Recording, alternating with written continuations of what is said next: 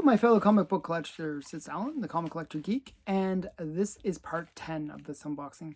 And it's kind of like the semi-finale. It's like kind of a two-part finale where I'm going to show all the slabs, which are some pretty cool books. Hope you enjoy them. Not that many. It's a much smaller unboxing compared to when I show the raws, when it's just like book after book. Fewer books, but cooler books. So hopefully you like the ones that I show you in this one. We're going to start out with whatever this one is. Okay, I didn't actually, the weird thing is, in this unboxing, I really didn't pick up that many slabs. Normally, actually I pick up a lot of slabs, but I didn't really get that many slabs this time. But I did get a few that are cool. Starting out with this one. This is a really great Good Girl art cover. This is Terry and the Pirates, number 21. Show it without. It's just a really. I thought it was a really great cover. You know, it's basically him in this kind of harem situation. And he's saying, he's just sort of. I think maybe it's opium or something, or you know, he's like kind of smoking from the pipe, and he's imagining this kind of harem situation. But it says, "A penny for your thoughts, hotshot." And I'll show you the back as well. Get your free prize. And you can win all these kind of interesting prizes. Always wondered if anyone actually ever won these free prizes, but you never know.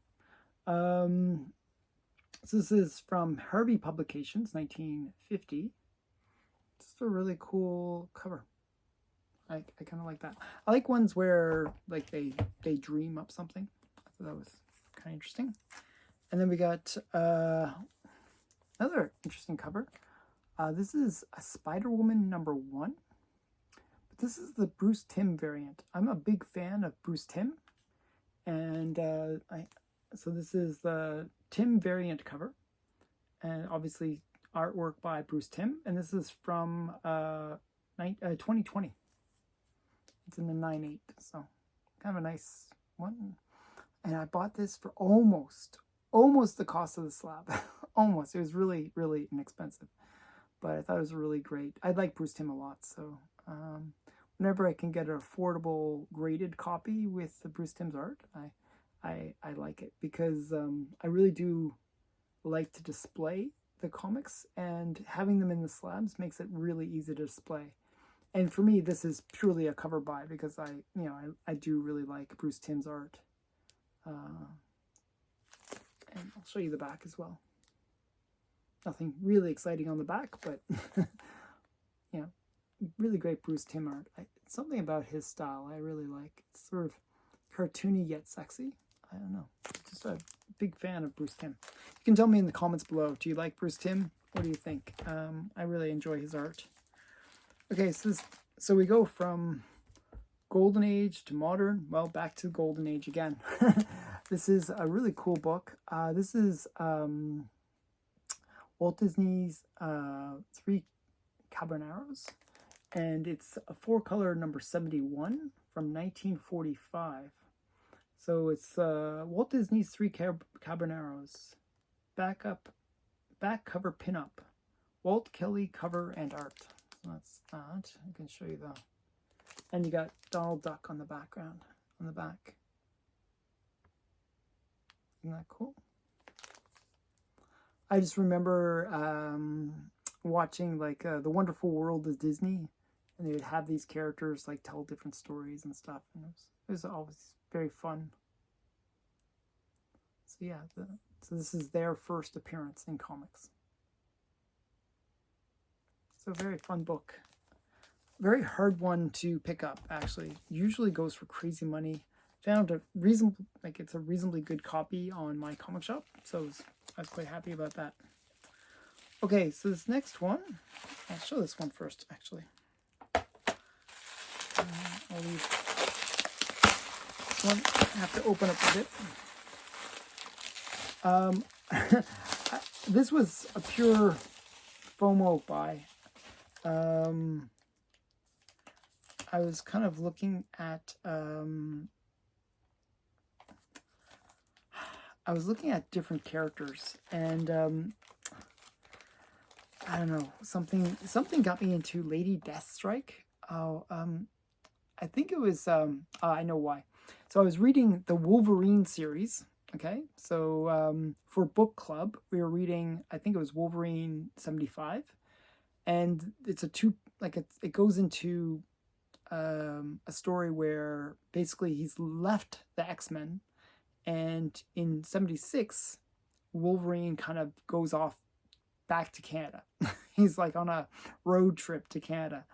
And one of the nemesis that he experiences, or one of the kind of foes, I guess, that he experiences is Lady Deathstrike. So I became sort of, oh, who's Lady Deathstrike? Let's learn about her, get her first appearance. Well, this is kind of her first appearance. This is the first appearance of Yuriko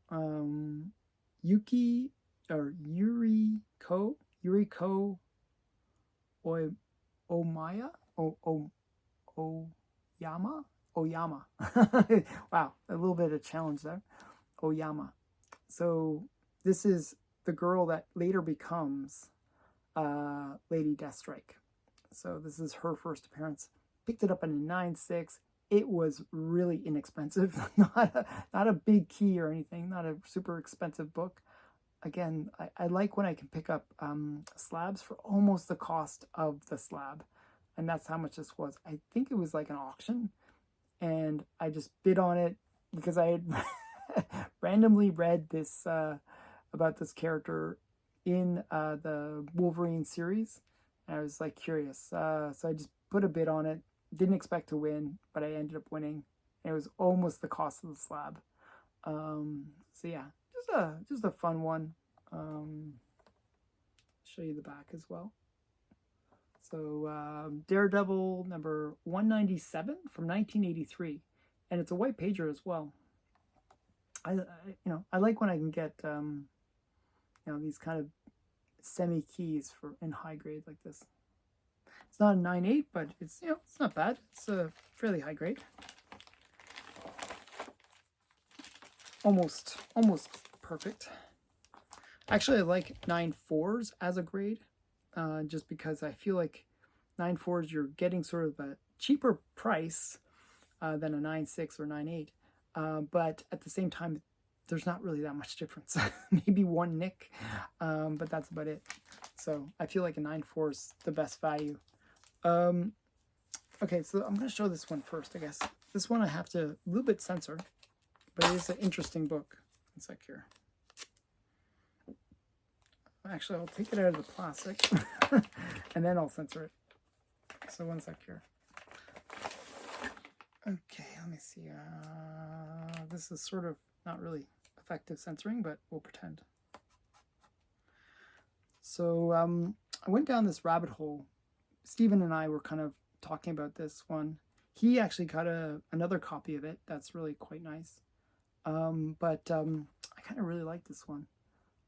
This is the Wednesday Addams, Totally Rad Monsters, non-issue numbered, Totally Rad Comics 2023, and it's the nude variant for with the Wednesday, the Wednesday nude variant. Obviously, they don't say that it's her, but it is definitely her, and it's a virgin cover.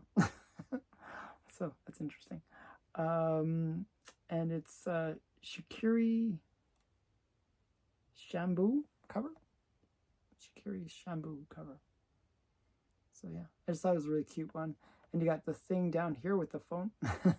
He kind of censors a little bit, but it's kind of a cute one. That's the back. So yeah, so I picked this up in an auction as well. I got it for a reasonable price. It was a bit more pricey. So this one was more pricey than the other ones that I showed. It's amazing how expensive these sort of naughty books go for. I'm not sure if there's much resale value, but they sort of they're really hard to find. Actually, that one actually took me several months to find. I was looking for it because Steven showed it. I really liked it. I thought it's kind of a cool book. I couldn't find it for months. I think it's like an edition size of maybe 50 or 100, something like that. It's like really low edition size. So quite a hard book to find. But yeah, I was quite happy to find it finally. Okay, now the last book for this part. The finale has pretty amazing books, but some good ones here too. Is this one, Journey into Fear, number 5.